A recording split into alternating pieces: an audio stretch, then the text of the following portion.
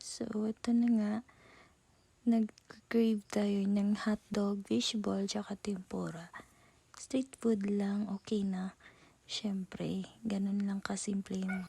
So, galing kami sa work niyan guys. Kumukuha pa kami ng parcel dun sa warehouse ng GNT. Lapit sa may Puog, sa Platinum intersection papuntang Toledo, Cebu, tsaka Das.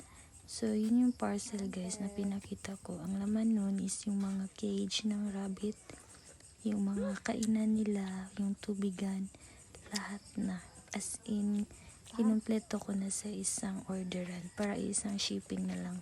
So, yun na guys, back to the video. Kumakain na ako dyan ng tempura tsaka ng hotdog. Balitig dalawa kami. Siya naman, dalawang tempura, dalawang hotdog.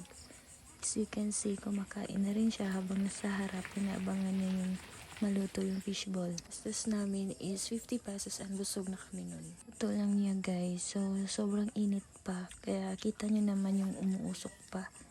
Pero, naliwala na lang yung usok. Sobrang sarap naman talaga nito as in. Kaya, ayun na nga, paubos na.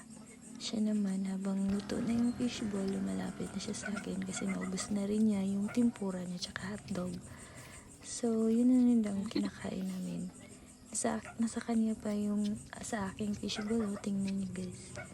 So, naubos ko na, kaya kinuha ko na yung sa akin. May sili pa, sobrang anghang talaga ng sauce, pero sobrang sarap naman. So, inihipan ko muna kasi sobrang mainit pa. Tsaka, kumakain na rin ako dyan. Kayo rin guys is busog na kayo sa 50 pesos na street food. So, yun lang. Bye!